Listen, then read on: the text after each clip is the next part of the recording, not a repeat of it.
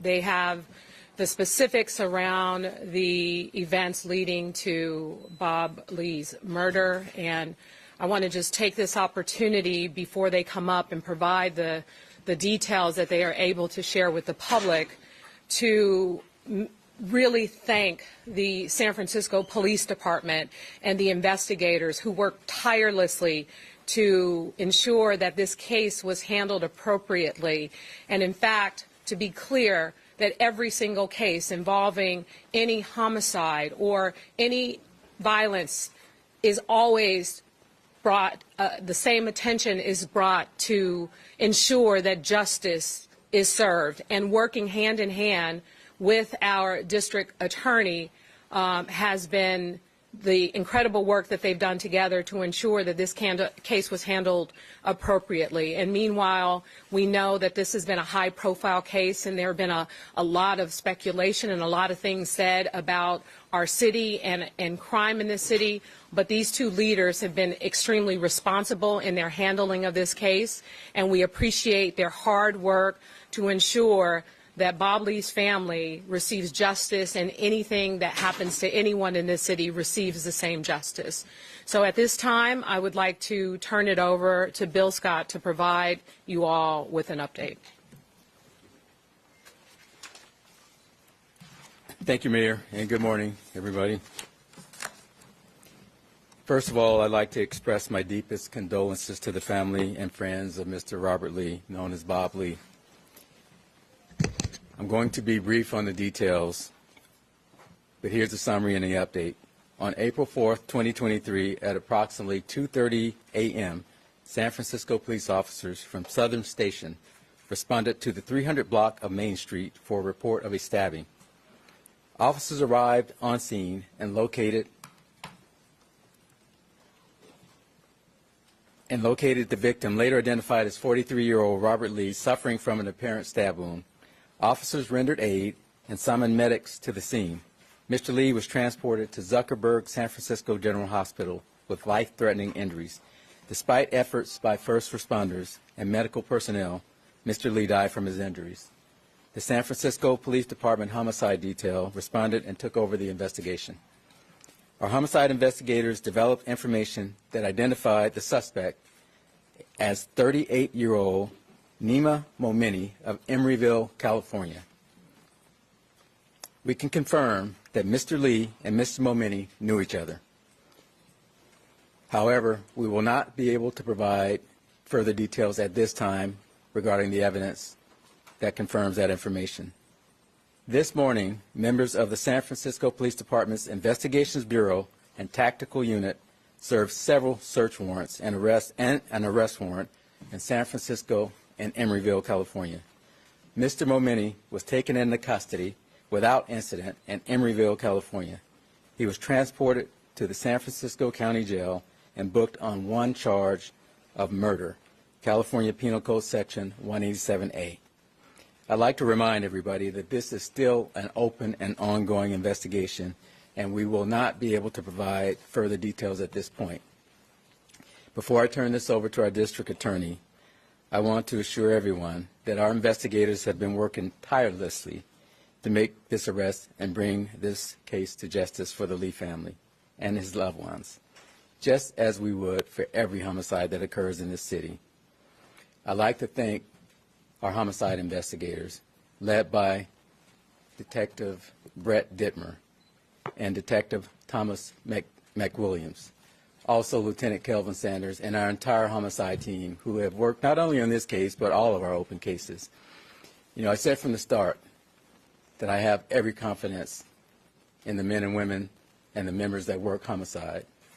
They have an 85% clearance rate year to date, and that is expected to go to 92% because we just solved the 1994 case yesterday as well. We never give up finding justice for the victims in this city. And I want to make sure that everybody knows how hard the men and women and members of this department work to keep this city safe. With that said, just a reminder, we won't be able to provide many details in this case today, but this is an ongoing investigation. We still have work to do, and our job is to provide the best evidence possible to this district attorney and her team so we can bring this case and any other homicide or crime in the city to justice. So with that, I'd like to turn it over to our district attorney, Brooke Jenkins. We'll take questions after. So as you're aware, I am Brooke Jenkins, the district attorney here in San Francisco, and I want to thank you first all for being here. I also want to start off by first acknowledging the pain and anguish that Mr. Lee's family and friends are currently experiencing. There is nothing worse than a parent having to bury their child, or a young child having to bury their parent. My prayers go out to them during this very difficult time. I, too, want to commend the San Francisco Police Department for their work in identifying who committed this heinous crime. They worked around the clock to solve this case. While in some cases we do immediately have a suspect, that was not the situation here. As a result of their hard work, Mr. Lee's killer has been identified, arrested, and now will be brought to justice. As a former prosecutor in our homicide unit, I have personally worked on cases with the detectives that solved this case. They are dedicated to justice and have further demonstrated their commitment to ensuring that San Franciscans do get justice when something like this happens. I am here today to formally announce the charges against Mr. Nima Momeni for the murder of Bob Lee. The specific charges that we are filing today include murder in violation of Penal Code Section 187, as well as a special allegation, also known as an enhancement, alleging that this murder was committed with a knife. As for next steps, as I know you all are eager to follow this case, Mr. Momeni is expected to be arraigned in Department 10 of the Hall of Justice tomorrow afternoon at 1:30 p.m. My office will be filing a motion to detain Mr. Momeni without bail to ensure that he remains in custody during the pendency of this case due to the obvious and severe public safety risks that we believe that he poses to the public. I want to end by saying thank you to Mr. Lee's family and the people of San Francisco for being patient with law enforcement during the course of this investigation. I know that everyone has wanted answers since this tragedy happened. While nothing can heal the pain of Mr. Lee's loss, thank you for putting your trust in the San Francisco Police Department and now in my office to ensure that we seek justice in this case. I acknowledge and understand how the loss of a young, vibrant leader and innovator has rocked our city and even beyond. Since taking office last July, I've worked tirelessly to ensure that San Franciscans not only feel safer, but actually are safer. Even one murder is too many. Regardless of the facts, violent acts like this are jarring to us all. As you already heard, Mr. Lee was murdered by somebody that he knew. While we're not going to release any additional facts at this time, I must point out that reckless and irresponsible statements, like those contained in Mr. Musk's tweet that assumed incorrect circumstances about Mr. Lee's death, serve to mislead the world in their perceptions of San Francisco and also negatively impact the pursuit of justice for victims of crime as it spreads misinformation at a time when the police are trying to solve a very difficult case. We all should and must do better about not contributing to the spread of such misinformation without having actual facts to underlie the statements that we make.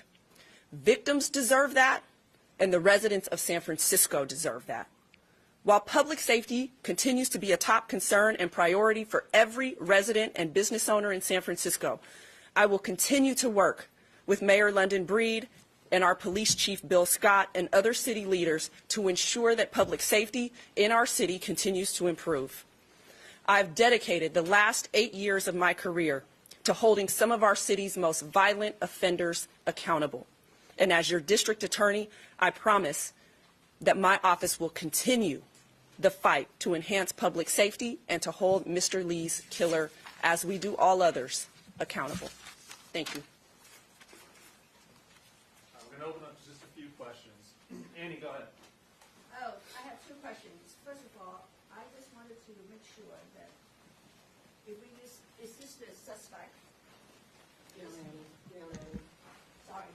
You know, see us after, because I have never met the Mr. Momeni, so I can't confirm that in this press conference, but we appreciate the question. How do you link the suspect to the case? What lead did you have? Was there any security footage that you saw this guy and then you honed in on him? How did you find him? Well, Into the case? we followed the evidence, and there is a lot of evidence, and again, there's still work to be done on this case. So, and there's still evidence that we need to locate. So we are very limited in what we need to say at this point. And I want to reemphasize what has been said by me and the district attorney. At the end of the day, we want to make sure that we get justice for the families and Mr. Lee. And I really appreciate everybody's enthusiasm to get information, but we have to put the case first. So we won't be able to go into details about any evidence today. Chief, what can you tell us about the suspect and the victim's time together before the incident, and how long were you tracking the suspect? Well, the evidence shows that they knew each other, and that's about as much as I can say. You know, this case started over a week ago, and we've been working around the clock since then. So the things will come out as this case proceeds, and particularly when it gets to court. But at this point, that's about as much as I can say. I will say this. We've been on this round the clock from the start. And I just want to make sure that the world knows that we have other homicides that we work just as hard on. I understand and appreciate the interest in this case. That's not lost on any of us. But let's not forget that we have lost other lives in this city, and there's work to be done on those cases as well. Chief, can you say anything about the motive? Was this a targeted killing? Was it an altercation that erupted, a fight, anything about that? Well, can't say anything about the motive at this point. But we do know that they knew each other. The evidence has told us that. Hi, good morning. I'm Charlie Palmer with TV. My question is, how would you respond to people who portray this death to make San Francisco out to be like a lawless and crime-ridden place? What would you say to them? Well, what I will say to that is, this is more about human nature and human behavior than it is about our city. You take this out of San Francisco, they knew each other. You put it in another city, and I'm not going to name any other city because I don't want to do that to any other city, but just put it in any other city. I don't believe it would have changed the circumstances one bit. This is not about San Francisco. It happened in San Francisco, and that is unfortunate. It's even more of a tragedy that it happened at all, but this speaks to more about human nature. Facts show and research shows that most people who commit homicides know the people that they kill. The research shows that. So, you know, I do understand, you know, how people see and view things. I see it, I read it, I live here just like, you know, a lot of you all. But this has nothing to do with San Francisco. This has to do with human nature. I'm going to go right here. Can you talk about what possessions Mr. Lee had on him? Yeah, I can't talk about that because I don't have that information anyway right now. And in terms of what Mr. Lee had on him, that will come out in, as far as the investigation, that will come out as the investigation proceeds. So thank you. You said that there were 2 warrants served, one in Emeryville and one here. Is there any expectation of another arrest or anyone else involved in this that we should be aware of? Well, the case is not closed yet, but at this point, we're focused on the person that we know is the suspect. So the case is not closed. It's an ongoing investigation, but this is, right now, Mr. Momeni is our focus and a single suspect in this case. Let me just clarify. We served 2 warrants, 2 search warrants in San Francisco, and an arrest warrant and search warrant in Emeryville. Chief, why was the arrest made now? Was there new evidence in the case? How early on did the department know the suspect? Well, in any investigation, when we get to the point where we're comfortable that we have enough evidence to make the arrest and we're comfortable, this is where working with our district attorney's office really, really matters. You know, and just as an aside, you know, it's not too common where you have a district attorney who prosecuted homicides and a chief of police who has worked homicide. And we understand the nuances with these investigations. We both do. So we appreciate the work that our teams, our respective teams do. But when we work together and we communicate, we know at which point, because we're taking advice from our prosecutors, when we're ready to proceed with an arrest, when we have enough, when they feel comfortable, and I'll let the DA speak to that, comfortable enough that we have a case that we can move forward with. And once that's done, we will make the arrest, and that's what happened in this case. Let me just say this. The police's arrest standard is probable cause. When they hand a case over to my office, the standard is beyond a reasonable doubt. And so we have to remain in communication about when enough evidence has been mounted, not simply for an arrest in a case like this, but so that when the DA's office is handed a case, that we have enough evidence to prosecute to our to charge and to prosecute to our standard, which is higher than the police arrest standard.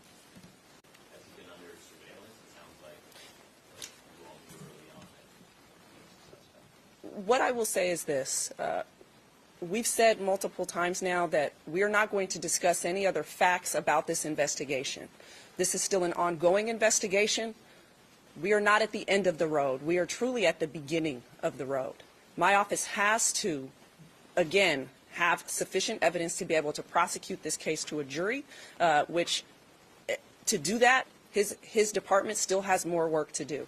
And so at this time, we would ask that you respect that fact.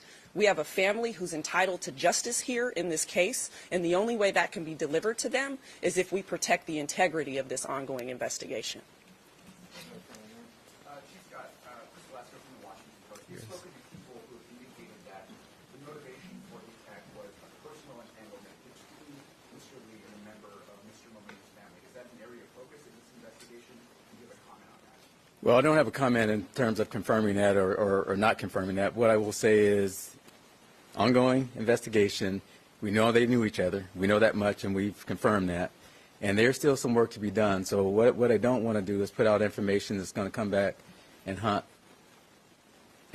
us or the prosecution of this case. So I understand how hard that is. I know everybody wants answers, but please be patient with us on this, because we definitely we are where we are in terms of the arrest, the filing of charges.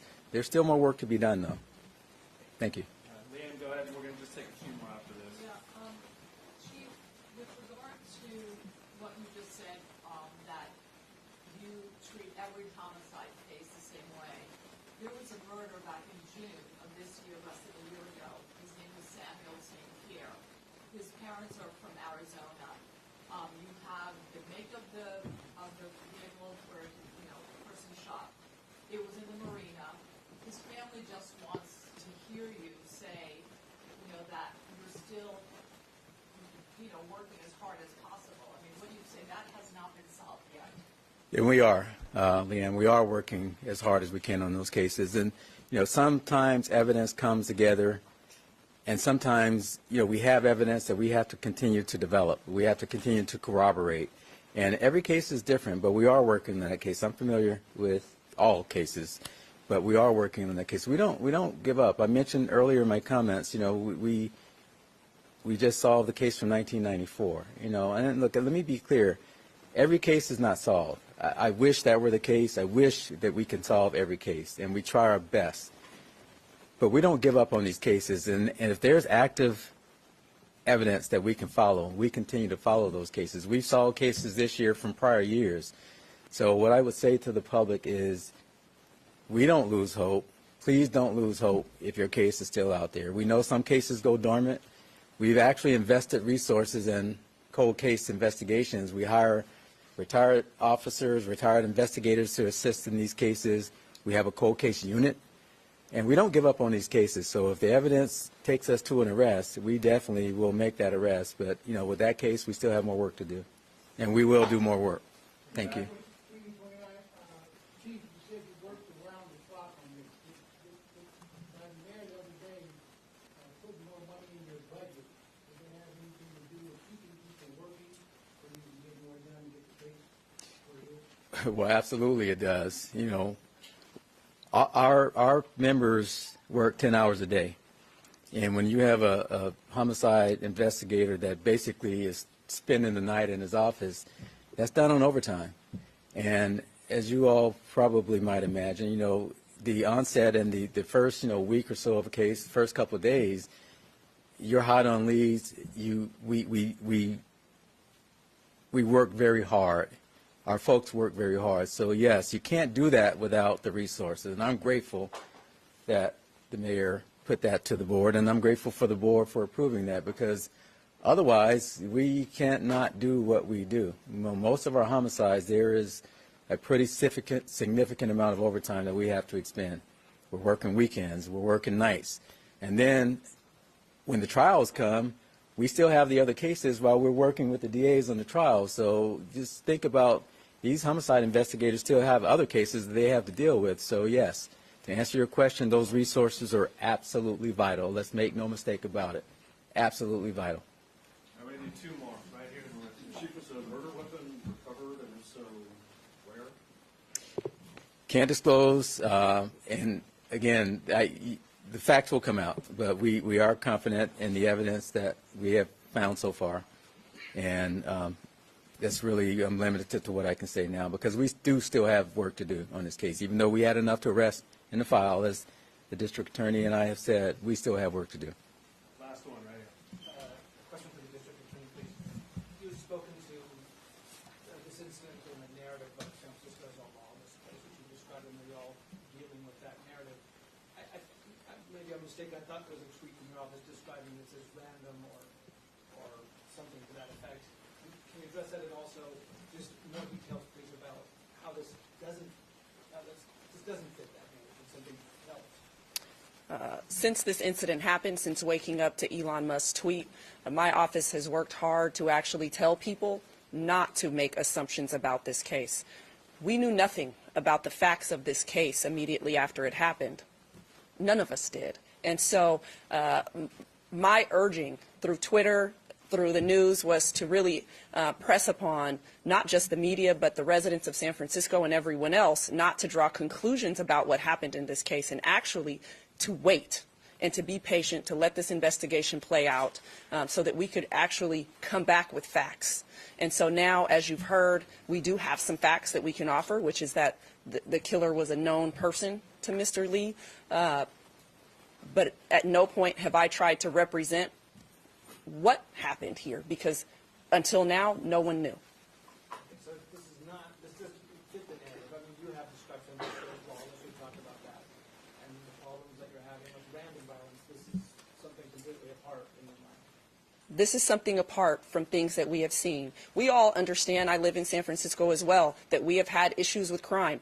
That is why San Francisco made a choice to want new leadership in my office, and I've been working alongside the chief and the mayor to make sure that public safety is a top priority in the city, that we move the ball forward so that San Franciscans, like I said, don't just feel safe, but in actuality are safe. And so we are on a positive trajectory in this city. We are seeing crime rates drop across most categories. We still have a long way to go, but we are all aligned in where this city needs to go. And I think that's what's most important here.